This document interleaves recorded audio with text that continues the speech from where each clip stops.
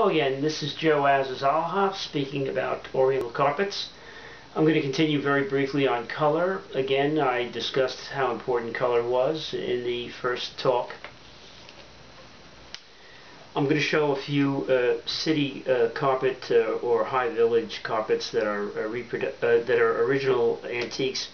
I also want to make people know that there were the two great innovations in carpets in the third quarter of the 20th century. One was Tibetan rugs or Nepalese rugs, which are those plain soft carpets which are so beautiful with singular colors and very good wool, or maybe just a few colors, and sometimes with silk. I'm going to show some examples of them later.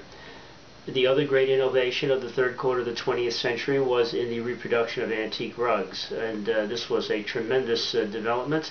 Unfortunately, it's petered out a little bit, and the interest in vegetal dyes and brush has diminished in the last 10, 15, 20 years.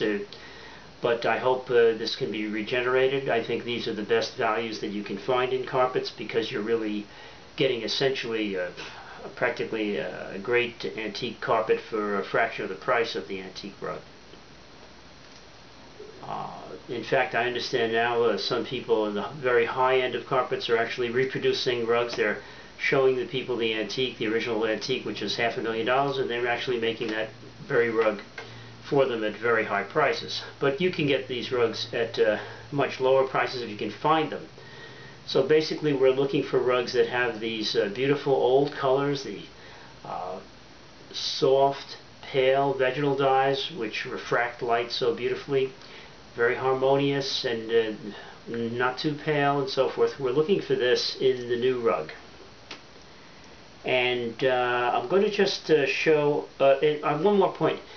Unlike the reproductions in jewelry where we see the cubic zirconium and synthetic emeralds and rubies which look so cheap, in the case of carpets the reproductions are very successful. And all rugs are essentially, particularly the city type rugs, are reproductions from previous generations. They're reproductions originally from the miniature paintings in the books, the miniature illuminated manuscripts, the tiny little paintings, hunting scene designs and so forth that were in the Persian miniaturist books. So they were reproduced into the carpets, and then from the carpets they were reproduced into our city carpets that we use over hundreds of years. They're also reproduced in India and elsewhere. So it's always reproduction, and there's nothing to be ashamed of about a reproduced carpet. So let's take a look at some of the original antiques that we can find today, if we look hard, in new rugs that will look very similar to these beautiful, very valuable antiques.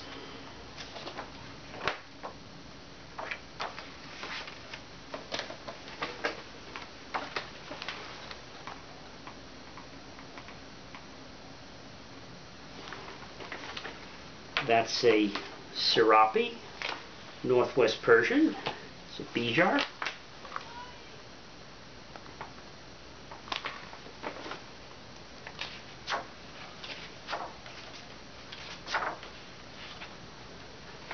A Mahal, Persian again.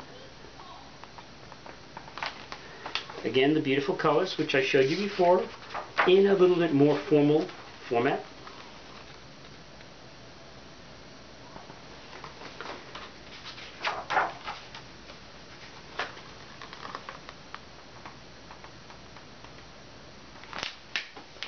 Now, if you can get a rug like this at a reasonable price, say a good price on it in a new rug, you're good to go.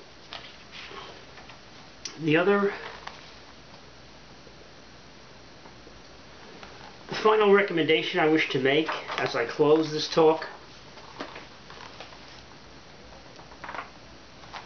is that if you need me as a consultant, I recommend when buying expensive rugs,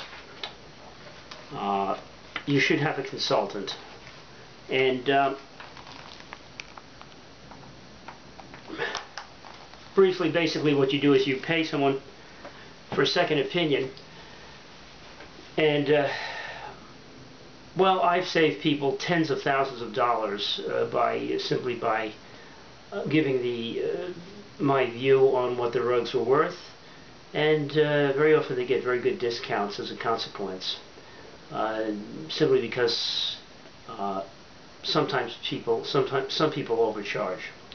So that you can get. You don't have to use me. You can get anybody. It's actually good to get somebody from out of state who won't have a vested interest in denigrating the rug you've selected and selling one of their own.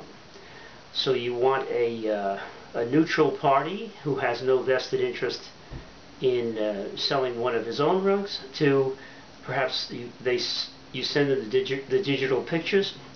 You can even send them to people that, when you have rugs on approval and so forth. So it's always advisable, particularly when you get up into the very high-priced rugs I'm talking about. In particular, when you want to get up into the very high-priced rugs, I always recommend a second opinion. So that's just something to note. Thank you again for your time.